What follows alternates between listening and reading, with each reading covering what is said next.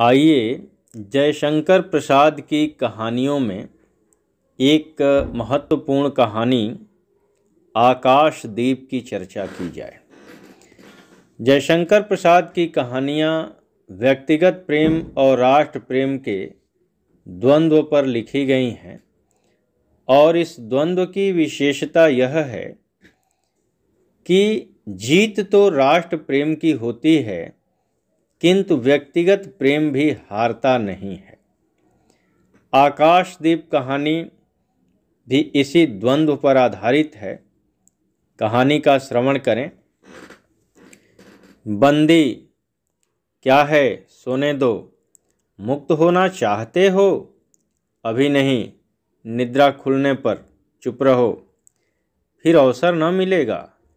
बड़ा शीत है, कहीं से कंबल डालकर कोई शीत से मुक्त करता। आंधी की संभावना है, यही एक अवसर है। आज मेरे बंधन शिथिल हैं, तो क्या तुम भी बंदी हो? हाँ, धीरे बोलो। इस नाव पर केवल 10 नाविक और प्रहरी हैं। शस्त्र मिलेगा? मिल जाएगा। पोत से संबद्ध रज्जु काट सकोगे? हाँ। समुद्र में हिलोरें उठने लगीं। दोनों बंदी आपस में टकराने लगे।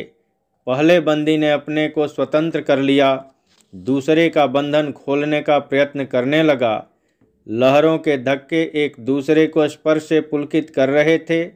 मुक्ति की आशा, स्नेह का संभावित आलिंगन, दोनों ही अंधकार में मुक्त हो गए। दूसरे बंदी ने हर्षातिरेक से उसको गले से लगा लिया। सहसा उस बंदी ने कहा, यह क्या, तुम स्त्री हो? क्या स्त्री होना कोई पाप है?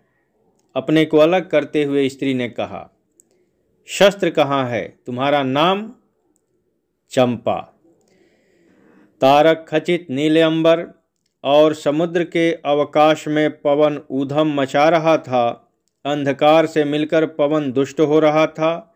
समुद्र में आंदोलन था। नौका लहरों में विकल थी। स्त्री सतर्कता से लुढ़कने लगी। एक मतवाले नाविक के शरीर से टकराती हुई सावधानी से उसका कृपाण निकालकर फिर लुढ़कते हुए बंदी के समीप पहुंच गई। सहसा पोत के पथ प्रदर्शक ने चिल्लाकर कहा, आंधी। आपत्ति सूचक तूर्य बजने लगा। सब सावधान हो गए। बंदी युवक उसी तरह पड़ा रहा। किसी ने रस्सी पकड़ी, कोई पाल खोल रहा था, पर युवक बंदी ढुलक कर उस रज्जु के पास पहुंचा जो पोत से संलग्न था। तारे ढक गए, तरंगे उद्वेलित हुईं, समुद्र गरजने लगा। भीषण आंधी पिशाचिनी के समान नाव को अपने हाथों में लेकर कंदुक क्रीड़ा और अट्टहास करने लगी। एक झटके के साथ ही नाव स्वतंत्र थी। उस संकट में भी दोनों बंदी खिलखिलाकर हंस पड़े। आंधी के हाहाकार में उसे कोई न सुन सका। अनंत जलनिधि में उषा का मधुर आलोक फूट उठा। सुनहली किरणों और लहरों की कोमल सृष्टि मुस्कुराने लगी। सागर शांत था। नाविकों ने देखा, पोत का कहीं पता नहीं। बंदी मुक्त है। नायक ने कहा, बुद्धगुप्त, तुमको मुक्त किसने किया? कृपाण दिखाकर बुद्धगुप्त ने कहा, इसने। नायक ने कहा, तो तुम्हें फिर बंदी बनाऊंगा। किसके लिए? पोताध्यक्ष मणिभद्र अतल जल में होगा। नायक, अब इस नौका का स्वामी मैं हूँ। तुम? जलदस्यु बुद्धगुप्त, कदापि नहीं, चौंक कर नायक ने कहा और वह अपना कृपाण टटोलने लगा। चंपा ने इसके पहले उस पर अधिकार कर लिया था। वह क्रोध से उछल पड़ा। तो तुम द्वंद्व युद्ध के लिए प्रस्तुत हो जाओ। जो विजयी होगा वह स्वामी होगा। इतना कहकर बुद्धगुप्त ने कृपाण देने का संकेत किया। चंपा ने कृपाण नायक के हाथ में दे दिया।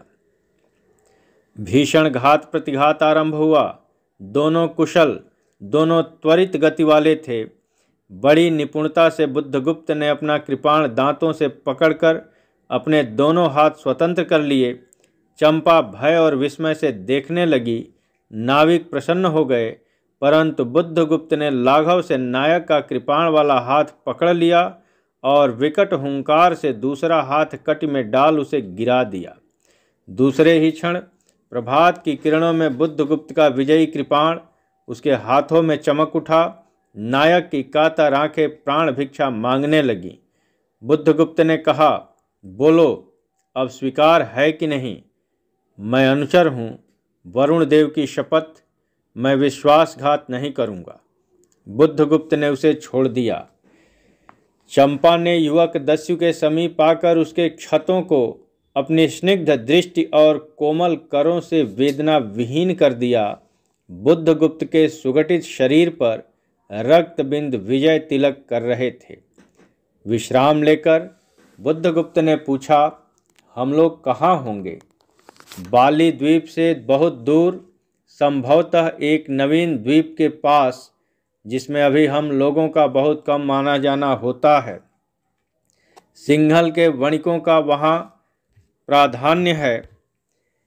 कितने दिनों में हम लोग वहाँ पहुँचेंगे? अनुकूल पवन मिलने पर 2 दिन में। तब तक के लिए खाद्य का अभाव न होगा। सहसा नायक ने नाविकों को डांड लगाने की आज्ञा दी और स्वयं पतवार पकड़कर बैठ गया। बुद्धगुप्त के पूछने पर उसने कहा, यहाँ एक जलमग्न शैलखंड है, सावधान न रहने से नाव टकराने का भय है। तुम्हें इन लोगों ने बंदी क्यों बनाया? वणिक मणिभद्र की पाप वासना ने। तुम्हारा घर कहाँ है?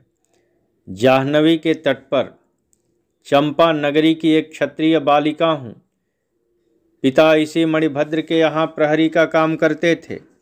माता का देहावसान हो जाने पर मैं भी पिता के साथ नाव पर ही रहने लगी। 8 बरस से समुद्र ही मेरा घर है। तुम्हारे आक्रमण के समय मेरे पिता ने ही 7 दस्युओं को मारकर जल समाधि ली। 1 मास हुआ मैं इस नील नभ के नीचे, नील जलनिधि के ऊपर एक भयानक अनंतता में निस्सहाय हूँ, अनाथ हूँ। मणिभद्र ने मुझसे एक दिन घृणित प्रस्ताव किया। मैंने उसे गालियाँ सुनाई। उसी दिन से बंदी बना दी गई। चंपा रोष से जल रही थी। मैं भी ताम्रलिप्ति का एक क्षत्रिय हूँ चंपा, परंतु दुर्भाग्य से जलदस्यु बनकर जीवन बिताता हूँ। अब तुम क्या करोगी? मैं अपने अदृष्ट को अनिर्दिष्ट ही रहने दूंगी, वहाँ जहाँ ले जाए। चंपा की आंखें निस्सीम प्रदेश में निरुद्देश्य थीं। किसी आकांक्षा के लाल डोरे न थे। धवल अपांगों में बालकों के सदृश विश्वास था। हत्या व्यवसायी दस्यु भी इसे देखकर कांप उठा। उसके मन में संभ्रमपूर्ण श्रद्धा यौवन की पहली लहरों को जगाने लगी। समुद्र वक्ष पर विलंबमयी राग रंजित संध्या थिरकने लगी। चंपा के असंयत कुंतल उसकी पीठ पर बिखरे थे। दुर्दांत दस्यु ने देखा, अपनी महिमा में अलौकिक एक तरुण बालिका। वह विस्मय से अपने हृदय को टटोलने लगा। उसे एक नई वस्तु का पता चला, वह थी कोमलता। उसी समय नायक ने कहा, हम लोग द्वीप के पास पहुंच गए। वेला से नाव टकराई। चंपा निर्भीकता से कूद पड़ी। माझी भी उतरे। बुद्धगुप्त ने कहा, जब इसका कोई नाम नहीं है तो हम लोग इसे चंपा द्वीप कहेंगे। चंपा हंस पड़ी।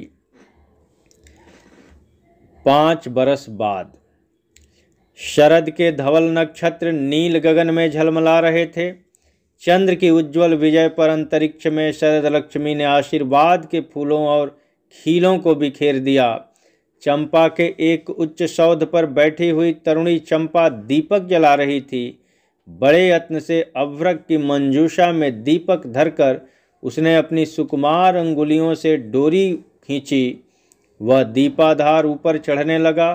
भोली भाली आंखें उसे ऊपर चढ़ते बड़े हर्ष से देख रही थीं। डोरी धीरे धीरे खींची गई। चंपा की कामना थी कि उसका आकाशदीप नक्षत्रों से हिलमिल जाए, किंतु वैसा होना असंभव था।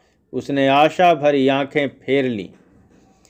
सामने जलराशि का रजत श्रृंगार था। वरुण बालिकाओं के लिए लहरों से हीरे और नीलम की क्रीड़ा शैलमालाएं बन रही थीं और वे मायाविनी छलनाएं अपनी हंसी का कलनाद छोड़कर छिप जाती थीं। दूर दूर से धीवरों का वंशी झनकार उनके संगीत सा मुखरित होता था। चंपा ने देखा कि तरल संकुल जलराशि में उसके कंदील का प्रतिबिंब अस्त व्यस्त था। वह अपनी पूर्णता के लिए सैकड़ों चक्कर काटता था। वह अनमनी होकर उठ खड़ी हुई, किसी को पास न देकर पुकारा, जया। एक श्यामा युवती सामने आकर खड़ी हुई। वह जंगली थी। नील नभोमंडल से मुख में शुद्ध नक्षत्रों की पंक्ति के समान उसके दांत हंसते ही रहते। वह चंपा को रानी कहती। बुद्धगुप्त की आज्ञा थी। महानाविक कब तक आएंगे, बाहर पूछो तो। चंपा ने कहा। जया चली गई। दूरागत पवन चंपा के अंचल में विश्राम लेना चाहता था। उसके हृदय में गुदगुदी हो रही थी। आज न जाने क्यों वह बेसुध थी। एक दीर्घकाय दृढ़ पुरुष ने उसकी पीठ पर हाथ रखकर चमत्कृत कर दिया। उसने फिर कर कहा, बुद्धगुप्त, बावली हो क्या? यहाँ बैठी हुई अभी तक दीप जला रही हो? तुम्हें यह काम करना है? क्षीरनिशाई अनंत की प्रसन्नता के लिए क्या दासियों से आकाश दीप जलवाऊं? हंसी आती है। तुम किसको दीप जलाकर पथ दिखलाना चाहती हो? उसको जिसको तुमने भगवान मान लिया है। हाँ, वह भी कभी भटकते हैं, भूलते हैं, नहीं तो बुद्धगुप्त को इतना ऐश्वर्य क्यों देते? तो बुरा क्या हुआ? इस द्वीप की अधीश्वरी चंपा रानी, मुझे इस बंदी गृह से मुक्त करो। अब तो बाली, जावा और सुमात्रा का वाणिज्य केवल तुम्हारे ही अधिकार में है महानाविक। परंतु मुझे उन दिनों की स्मृति सुहावनी लगती है जब तुम्हारे पास एक ही नाव थी और चंपा के उपकूल में पण्य लादकर हम लोग सुखी जीवन बिताते थे। इस जल में अगणित बार हम लोगों की तरी आलोक में प्रभात में तारिकाओं की मधुर ज्योति में थिरकती थी। बुद्धगुप्त, उस विजन अनंत में जब माझी सो जाते थे, दीपक बुझ जाते थे, हम तुम परिश्रम से थक कर पालों में शरीर लपेटकर एक दूसरे का मुंह क्यों देखते थे? यह नक्षत्रों की मधुर छाया तो चंपा, अब उससे भी अच्छे ढंग से हम लोग विचर सकते हैं। तुम मेरी प्राणदात्री हो, मेरी सर्वस्व हो। नहीं नहीं, तुमने दस्युवृत्ति छोड़ दी, परंतु हृदय वैसा ही अकरुण, सतृष्ण और ज्वलनशील है। तुम भगवान के नाम पर हंसी उड़ाते हो, मेरे आकाशदीप पर व्यंग कर रहे हो। नाविक, उस प्रचंड आंधी में प्रकाश की एक एक किरण के लिए हम लोग कितने व्याकुल थे। मुझे स्मरण है, जब मैं छोटी थी, मेरे पिता नौकरी पर समुद्र में जाते थे। मेरी माता मिट्टी का दीपक बांस की पिटारी में भागीरथी के तट पर बांस के साथ ऊंचे टांग देती थी। उस समय वह प्रार्थना करती, भगवान, मेरे पथभ्रष्ट नाविक को अंधकार में ठीक पथ पर ले चलना। और जब मेरे पिता बरसों बाद लौटते तो कहते, साध्वी, तेरी प्रार्थना से भगवान ने संकटों में मेरी रक्षा की है। वह गदगद हो जाती।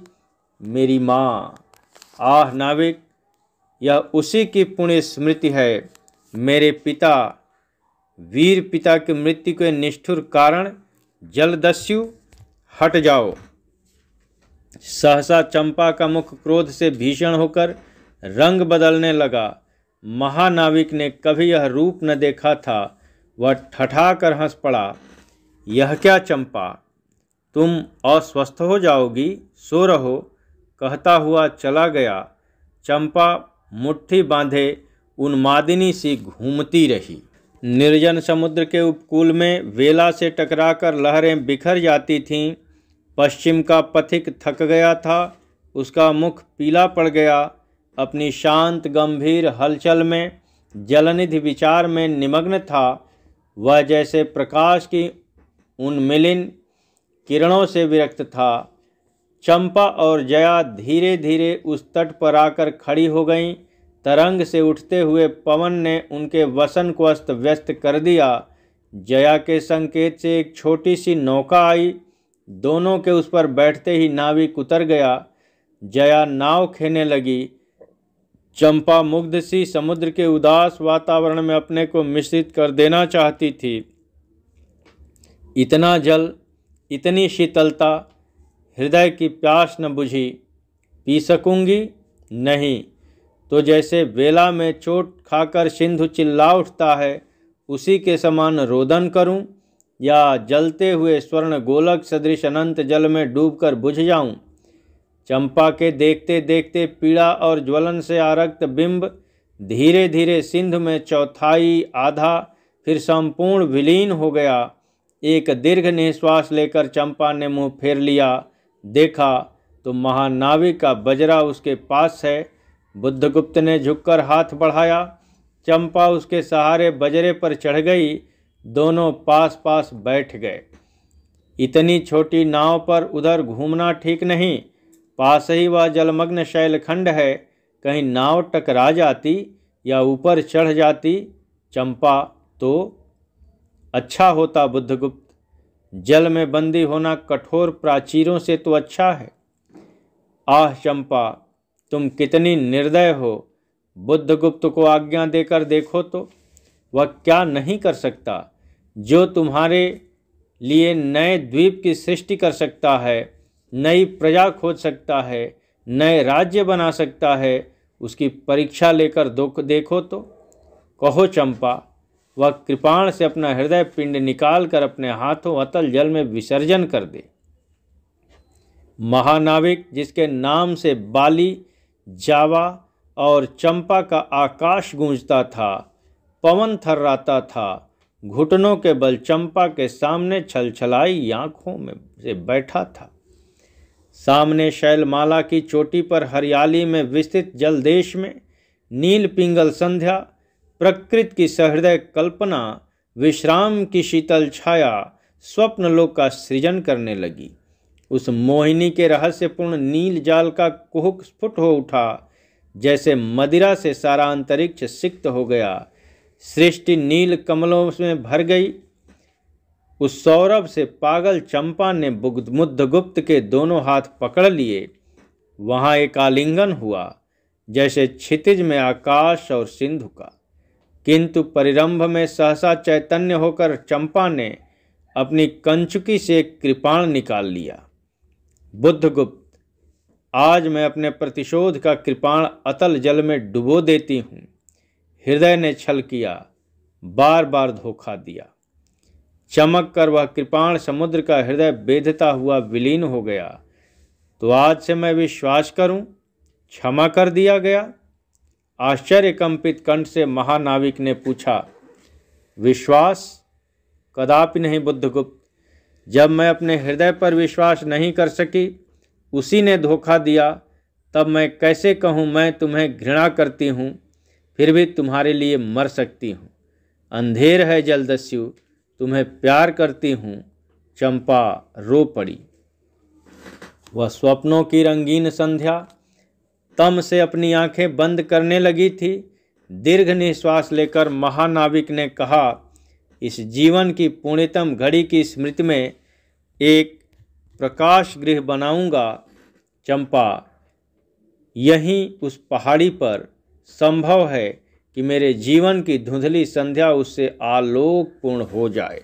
चंपा के दूसरे भाग में एक मनोरम शैलमाला थी। वह बहुत दूर तक सिंधु जल में निमग्न थी। सागर का चंचल जल उस पर उछलता हुआ उसे छिपाए था। आज उसी शैलमाला पर चंपा के आदि निवासियों का समारोह था। उन सबों ने चंपा को वन देवी सा सजाए था। ताम्रलिप्ति के बहुत से सैनिक नाविकों की श्रेणी में वन कुसुम विभूषिता चंपा शिविकारूढ़ होकर जा रही थी। शैल के एक ऊंचे शिखर पर चंपा के नाविकों को सावधान करने के लिए सुदृढ़ द्वीप स्तंभ बनवाया गया था। आज उसी का महोत्सव है। बुद्धगुप्त स्तंभ के द्वार पर खड़ा था। शिविका से सहायता देकर चंपा को उसने उतारा। दोनों ने भीतर पदार्पण किया था कि बांसुरी और ढोल बजने लगे। पंक्तियों में कुसुम भूषण से सजी वनबालाएं फूल उछालती हुई नाचने लगीं। दीप स्तंभ की ऊपरी खिड़की से यह देखती हुई चंपा ने जया से पूछा, यह क्या है जया, इतनी बालाएं कहाँ से बटोर लाईं? आज राजकुमारी का ब्याह है ना? कहकर जया ने हंस दिया। बुद्धगुप्त विस्तृत जलनिधि की ओर देख रहा था। उसे झकझोर कर चंपा ने पूछा, क्या यह सच है? यदि तुम्हारी इच्छा हो तो यह सच भी हो सकता है चंपा। कितने वर्षों से मैं ज्वालामुखी को अपनी छाती में दबाए हूं। चुप रहो महानाविक, क्या मुझे निस्सहाय और कंगाल जानकर तुमने आज सब प्रतिशोध लेना चाहा? मैं तुम्हारे पिता का घातक नहीं हूं चंपा, वह एक दूसरे दस्यु के शस्त्र से मरे। यदि मैं इसका विश्वास कर सकती बुद्धगुप्त, वह दिन कितना सुंदर होता, वह क्षण कितना स्पृहणीय। आह, तुम इस निष्ठुरता में भी कितने महान होते। जया नीचे चली गई थी। स्तंभ के संकीर्ण प्रकोष्ठ में बुद्धगुप्त और चंपा एकांत में एक दूसरे के सामने बैठे थे। बुद्धगुप्त ने चंपा के पैर पकड़ लिए। उच्छ्वसित शब्दों में वह कहने लगा, चंपा, हम लोग जन्मभूमि भारतवर्ष से कितनी दूर इन निरीह प्राणियों में इंद्र और शची के समान पूजित हैं। स्मरण होता है वह दार्शनिकों का देश, वह महिमा की प्रतिमा, मुझे वह स्मृति नित्य आकर्षित करती है, परंतु मैं क्यों नहीं जाता? जानती हो, इतना महत्व प्राप्त करने पर भी मैं कंगाल हूँ। मेरा पत्थर सा हृदय एक दिन सहसा तुम्हारे स्पर्श से चंद्रकांत मणि की तरह द्रवित हुआ। चंपा, मैं ईश्वर को नहीं मानता, मैं पाप को नहीं मानता, मैं दया को नहीं समझ सकता, मैं उस लोक में विश्वास नहीं करता, पर मुझे अपने हृदय के एक दुर्बल अंश पर श्रद्धा हो चली है। तुम न जाने कैसे एक बहकी हुई तारिका के समान मेरे शून्य में उदित हो गई हो। आलोक की एक कोमल रेखा इस निविड़तम में मुस्कुराने लगी। पशुबल और धन के उपासक के मन में किसी शांत और एकांत कामना की हंसी खिलखिलाने लगी, पर मैं न हंस सका। चलोगी चंपा? पोतवाहिनी पर असंख्य धनराशि लादकर राजरानी सी जन्मभूमि के अंक में आज हमारा परिणय हो, कल ही हम लोग भारत के लिए प्रस्थान करें। महानाविक बुद्धगुप्त की आज्ञा सिंधु की लहरें मानती हैं। वे स्वयं उस पोतपुंज को दक्षिण पवन के समान भारत में पहुंचा देंगी। आह चंपा, चलो। चंपा ने उसके हाथ पकड़ लिए। किसी आकस्मिक झटके ने एक पल भर के लिए दोनों के अधरों को मिला दिया। सहसा चैतन्य होकर चंपा ने कहा, बुद्धगुप्त, मेरे लिए सब मिट्टी है, सब जल तरल है। बुद्धगुप्त, मेरे लिए सब भूमि मिट्टी है, सब जल तरल है, सब पवन शीतल है। कोई विशेष आकांक्षा हृदय में अग्नि के समान प्रज्वलित नहीं। सब मिलाकर मेरे लिए एक शून्य है। प्रिय नाविक, तुम स्वदेश लौट जाओ विभवों का सुख भोगने के लिए, और मुझे छोड़ दो इन निरीह भोले भाले प्राणियों के दुख की महानुभूति और सेवा के लिए। तब मैं अवश्य चला जाऊंगा चंपा। यहाँ रहकर मैं अपने हृदय पर अधिकार रख सकूं, इसमें संदेह है। आह, उन लहरों में मेरा विनाश हो जाए। महानाविक के उच्छ्वास में विकलता थी। फिर उसने पूछा, तुम अकेली यहाँ क्या करोगी?